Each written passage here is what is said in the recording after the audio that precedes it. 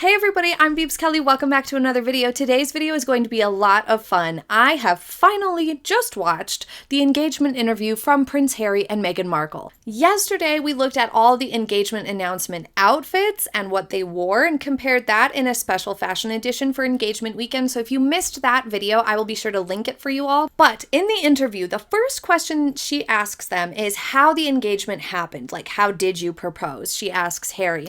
And Harry begins talking, but then Meghan interjects. And the whole first 5 minutes, she's potentially, like, if you were giving benefit of the doubt, she was a bit nervous. So she keeps jumping in. But looking at it now in retrospect, having never seen the actual engagement interview, but having seen other stuff from them in more recent years, it definitely comes across more controlling to me now than rather just nerves. But I think in real time, I may have thought, wow, she was probably really nervous and that's why she was like jumping in every time he was trying to talk. But yeah, I don't get that impression now. Now my impression is definitely it seems kind of controlling. Let's just walk through it. Harry begins telling the story of how he proposed, and she's looking at him, watching him, but then she kind of interjects and jumps in, and she says, it was just a cozy night. What were we doing? Roasting chicken? Just an amazing surprise, so sweet and natural, she says. Well, we can't even get 1 minute in before we have a discrepancy. Now, can we? Because now we've seen that she was not surprised by this at all. She was like FaceTiming. I think it was reported as Jessica Mulroney, but who knows? I don't know for sure. She was FaceTiming someone in a closet while Harry was outside setting up a space where he then proposed, and she like filmed it or got pictures of it somehow. So she like, I don't know if she put her phone in her pocket, like on a pocket of her shirt or something, because there's pictures of it. I think it was in the Netflix documentary. There's like content from the actual proposal, supposedly. So both things cannot be true at the same time. Either she was surprised and then in retrospect staged this footage to use for Netflix, or she wasn't surprised and she filmed it in real time while it was happening and knew he was about to propose.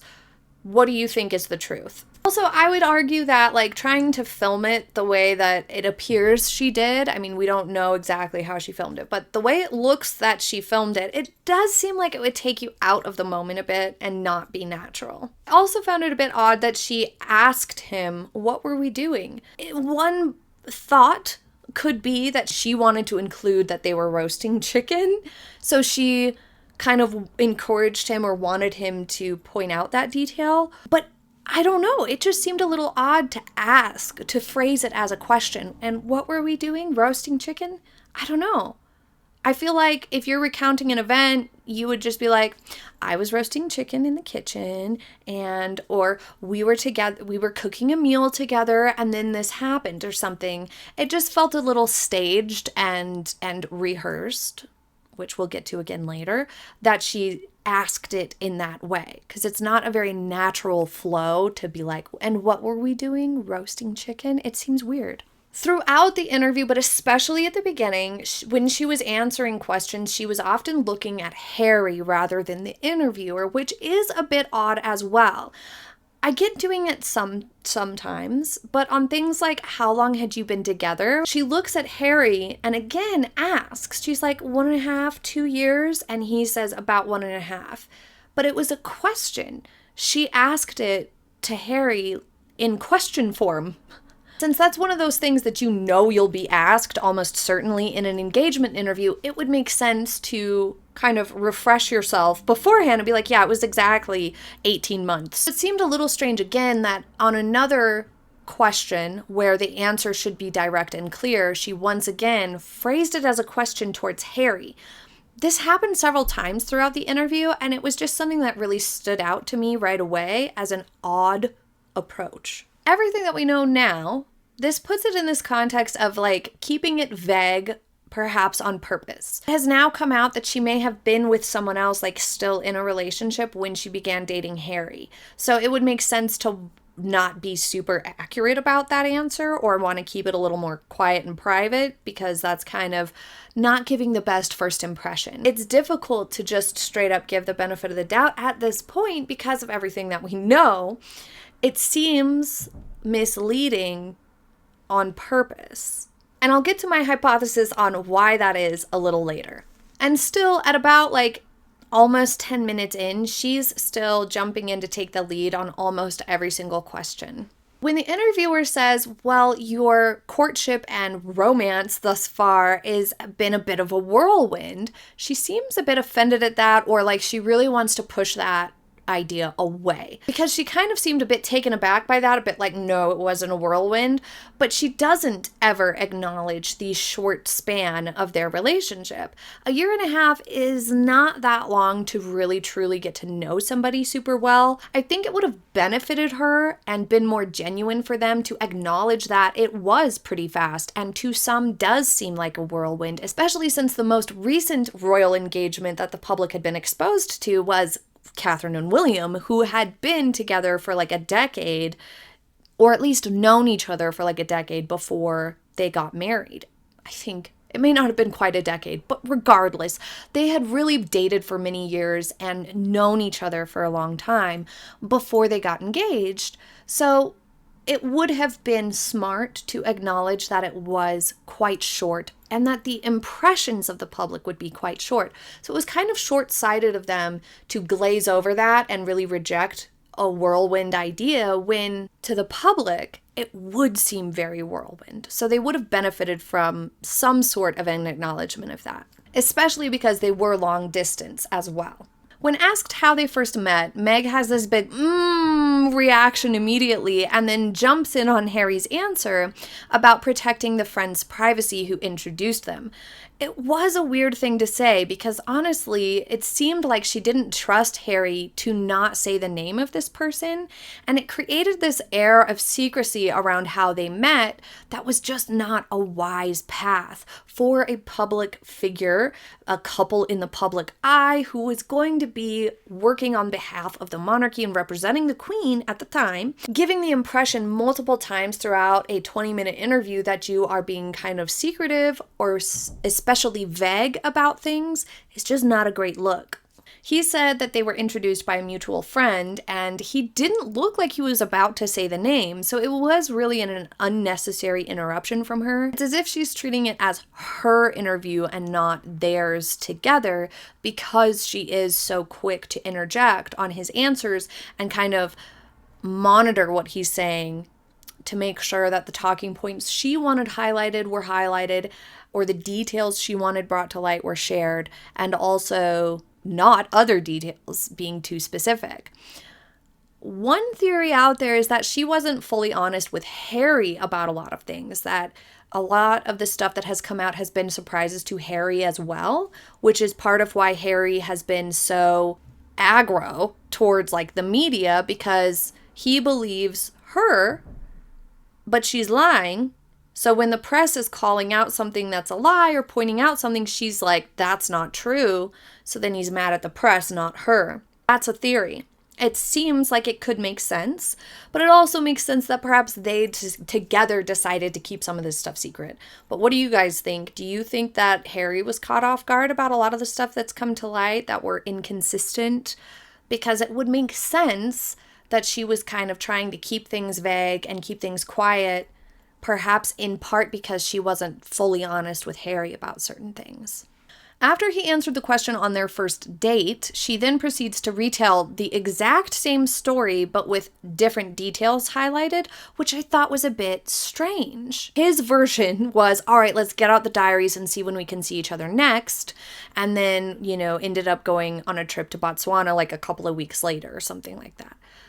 But then she immediately jumps in and retells the exact same tale of events, but adds in different details. So again, I felt like that was a little bit odd. She just really wanted, she had an agenda, is what it gave the impression. She had an agenda to have these certain details. I mean, there's not much there in either of their stories, instead of just saying something nice about the dates or the impression that she had.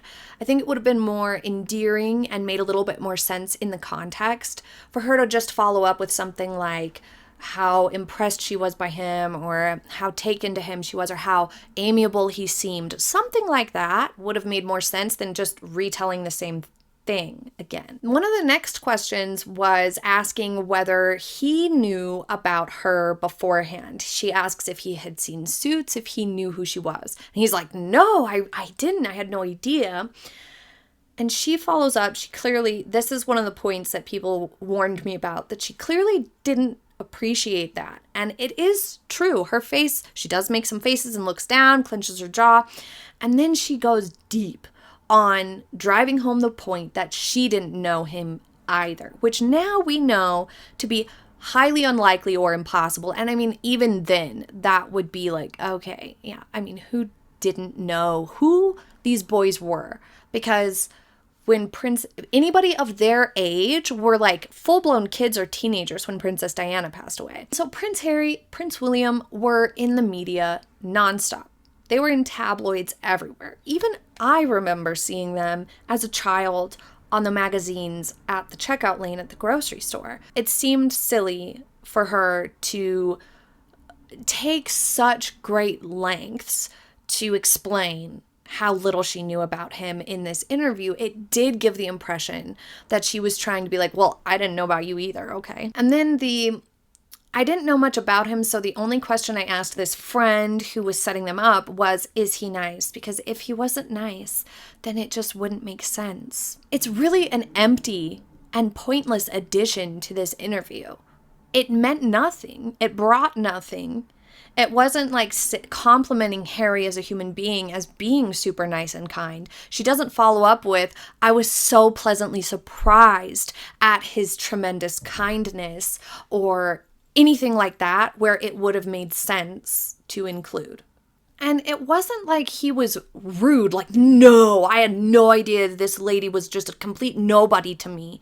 He wasn't like that when he said he didn't know who she was. He, in fact, was quite sweet. He went on to say how beautifully surprised he was, and he flattered her in that way, that he was really impressed when he did walk into this blind date to meet her.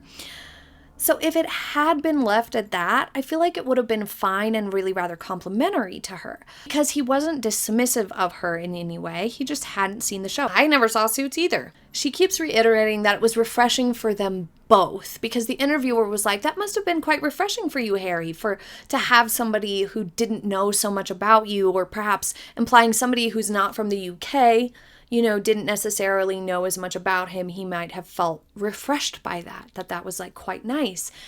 And Meghan follows up that, well, it was refreshing for us both. She plugged it 2 to 3 times within the first 5 minutes of the interview that she didn't know him and she didn't know of him beforehand, which is excessive because it didn't come up in the interview naturally. She had not been asked if she knew who Harry was. She had not been asked what she knew about the royal family. She hadn't been asked that. So it was weird to repeatedly mention that she didn't know him when it didn't fit naturally into the interview. It did give the vibe, especially looking at it now, that she was just trying to kind of cover her tracks or give off this impression that she thought would be received better and make her look better, rather than to be like, oh, of course I knew who he was, but I never expected to fall in love with him or something like that. That's relatable and normal and common sense. But that she was still quite intimidated or shy to meet him, or that she was so pleasantly surprised at how normal he was when she met him. It's just anything would have been better than this. And in this part, she makes a lot of eye contact with the interviewer, which is different from the beginning of the interview where she's looking to Harry a lot, which one could say gives the implication that she wants him to come along with her in framing the interview a certain way and answering certain questions vaguely or keeping certain things secretive. And then when she's trying to drive a point home to the interviewer that's relevant and pertinent to just her, she's making lots of eye contact with the interviewer, trying to convince the interviewer about how everything she learned about him has been through him rather than through the tabloids. And everything I've learned about his family is what he's shared with me. Okay, Meghan, that doesn't seem legit. It just doesn't seem that way now, looking at it. And back then, I'd really love to know what your guys' impressions were when you watched it in real time before all this drama unfolded with her. Because, of course, I'm now biased by the history that has since taken place. I can't help it. I now know so much more about certain truths she didn't disclose, certain manipulations that took place. So I found it really difficult to watch the interview completely unbiased, but I did try to think from a perspective of giving her benefit of the doubt of not knowing, in which I did think in that train of thought that she probably would be nervous and probably wouldn't quite know what to say. I think it's natural to some extent for somebody to think how it's going to be perceived by others, but it's a sign of good character when that doesn't change how you behave or what you choose to do and say.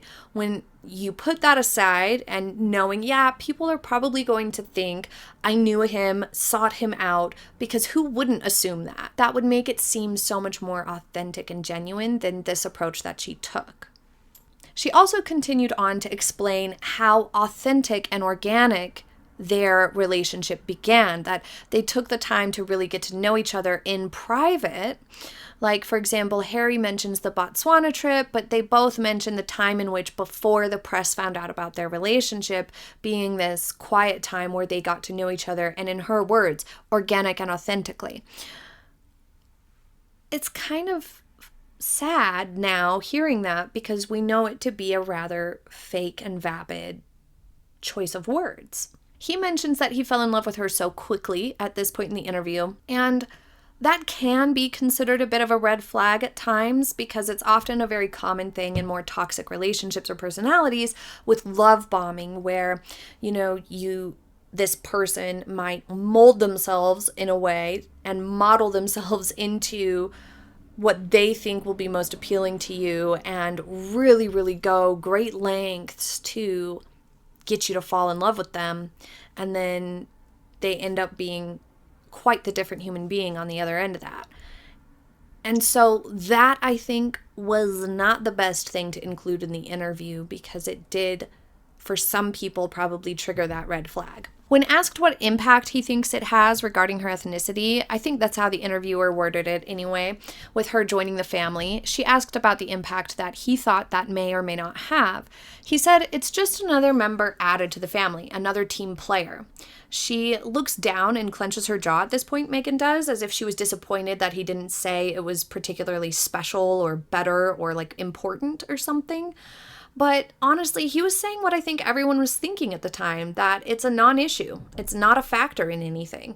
And had they stuck with that approach, I think things would not have developed in the same way that they did. Knowing what we know now, it's clear that Meghan Markle thought that she would be a more special addition to the family unit, or a more impactful one at that. And I think if she had given it more time, she certainly would have been, and it would have been a really important thing. And the first thought that I had when Megxit happened and those announcements came out was that she didn't give it a long enough chance, because just knowing how many years it truly takes to cultivate a strong relationship with one person and how long it takes to get into a good relationship and good sync with your in-laws that's deeper than that just initial meeting each other and, that sort of surface layer.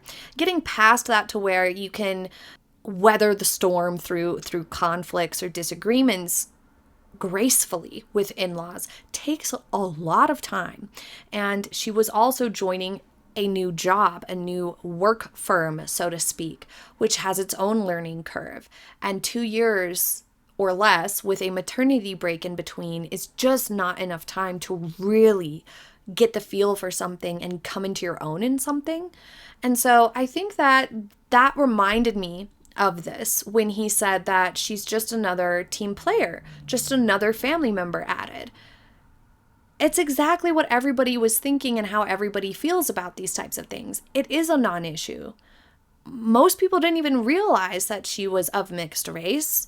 And so it would seem, looking at this scene play out now, that she did think he would say that it was more special or meaningful. I can understand that perhaps she felt like that should be acknowledged in the interview, but at the same time, perhaps it is more progressive to not mention those things and point them out.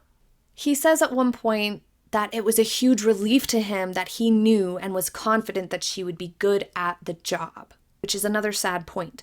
Before he started acting so petulant, before Oprah Netflix and Spare especially, I did have a degree of feeling bad for him because it was clear to me from the start that he did think he was getting somebody who was going to be good at this stuff. I think that he really did like Catherine a lot. I think that he had a really good relationship with them. And Catherine and Prince William have a really strong relationship with each other, a really strong one, and a beautiful family. And they are successful in their endeavors. So for him to be that close to that, it would make perfect sense for him to want a little bit of that for himself, for him to want to find his own Kate, so to speak. I think he thought that Meghan would be very much like Kate and do a good job the way Kate does and integrate the way Kate had. And that was just not the case. And so there was a little bit of time, a very brief window in which I kind of felt bad that he thought that's what he was getting. And then she's just not cooperating with the system. She's not cooperating with the job at hand, the proper etiquette. She's not putting forth enough effort. And that would probably be frustrating or even embarrassing for him. But now I no longer feel bad for him at all because of Spare is like so gross. Another notable point was shortly after he had explained that she would be an addition to the team, just another team player, etc., referring, at least in everybody else's minds, that we have been seeing for years up until this point, Prince William, Catherine, and Harry doing things that in his mind, and the impression he was giving was, Meghan's just joining this happy crew. We're just going to carry on doing things this way and it's going to go smooth. But she says, work as a team with you. So she points out, even in that interview, dismissing the idea of being a team player and another member of the family, and specifies team player with you. Just Harry. She also dismisses the idea of giving up her career as something that was kind of coming to a close anyway. We now know she had been written off of the show and her contract wasn't going to be renewed anyway at that point, but she definitely frames it more as she felt like she had accomplished what she wanted to on that show and was ready to leave it behind, which, fine, perhaps that's accurate. A lot about doing lots of change and wanting to make a lot of change, but nothing specific. So that's a little vapid, but it also kind of makes sense to not mention too much specific stuff about your work goals in your interview for your engagement announcement. He says that they hope to spend a lot of time in the Commonwealth and spend most of their time there, hopefully, he says, which again signifies that he had this vision of going around and doing a lot of work in the Commonwealth with her, perhaps a lot of tours, which is the impression that I had had initially about them as well, which just ended up not being true in any way, shape, or form. So again, it kind of reminds me of the love bombing aspect where he said he fell in love with her so quickly that perhaps she was fully on board with these ideas initially, and then once they got married or after the engagement, that started to shift and slowly chip away. She does point out repeatedly how much they got to know each other well, and how well they know each other, and how harmonious they are together as a couple. She talks about that a lot, and that's a consistent theme with Meghan, with the whole salt and pepper thing that came out later on, years later, and I think that was in the Cut interview. And then we consistently see the hand holding and stuff. So there's very much a pattern of wanting to create this air of special around their relationship or their bond, which may be part of a manipulation towards Harry, or it may just be how she genuinely feels. I'm just speculating based off of this. There is an element to it that seems a little excessive. She does mention that Prince Harry had talked to her dad a few times, which I'm very confused about and need clarification from you guys. Please help. I thought they had never spoken. I thought they never knew each other at all. But this is all made all the more strange by the fact that there was an alternate story offered in Netflix, that it was apparently rehearsed, this entire engagement interview being rehearsed. Now I will say, I felt Meghan's answers were very rehearsed. I felt Harry's seemed much more off the cuff. Harry, of course, had a lot more interviews like this than Meghan. Even though Meghan as an actress had done some interviews, Harry had a lot more of this type of interview, sitting down with a more serious journalist or broadcaster to answer some questions and have a conversation. He had done that many, many times. She less so. But in Netflix, the quote was, "We weren't allowed to tell our story because they didn't want us to." Who is they? Nice and vague, isn't it? Who didn't want you to? The BBC? Because they fired back at that and said it wasn't rehearsed. They said they had no influence over what was said. They were doing a normal interview, or so they thought. Sources claimed it was Meghan who was extremely controlling, nixing certain questions, changing the setup of the area, and as we saw, being controlling over the conversation and information. People high in narcissism are often consumed with how they'll be viewed by others, so they'll elaborate or lie, enhance or otherwise change a story because they perceive it to be a better one or like more beneficial to their image. So that harkens back to what we were talking about with perhaps she thought it would look better or sound better to create a little bit of distance in the time frame or stay a little vague about this detail or that detail because for whatever reason she thought that it would be a better look, so to speak. The journalist who conducted the interview after these claims came out, she came back with a recollections may vary statement. She said, "I remember it as being a day that was full of joy where the major focus for everyone who was there from the BBC team was to make sure that Harry and Meghan, the two people at the heart of it, felt as comfortable as possible because this was their day. We went to Kensington Palace, we went and had a conversation with Harry and Meghan and two members of their team beforehand, and we talked about what the interview would cover, what they felt comfortable sharing. And after that, we went and set up our cameras. They went away for a bit and did their photo call. When they came back, we recorded a 20-minute interview." Meghan claimed it was rehearsed, but the only example she gave of that is that they would want to see the ring at some point. Shocker, I know, shocking that they would ask to see the ring. Perhaps the Meg rehearsed it beforehand. Perhaps the Meg coordinated some vague answers and some secretive answers, or structured the interview in a certain way, or requested it, or advised Harry to structure it in a certain way, because she thought it would come across better. But unfortunately, it made it come across a little bit more fake and a little bit more forced. As for the reaction to the ring when they did ask to see the ring, she could have been more complimentary of it. Honestly, she didn't really compliment it. She said it was beautiful, but she could have said that something about it was more like special or something, I suppose. I don't know. She just didn't seem to offer a degree of gratitude for the ring or just appreciation for its beauty, really. She didn't really kind of lean into that very much, which I felt like could have been more polite.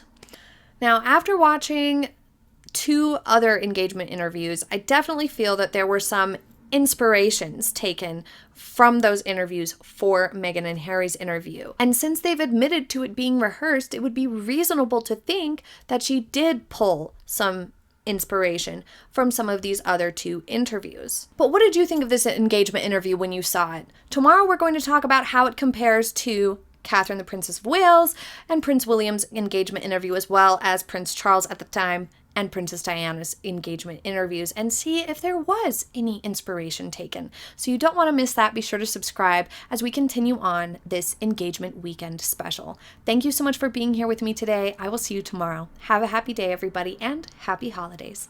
Bye!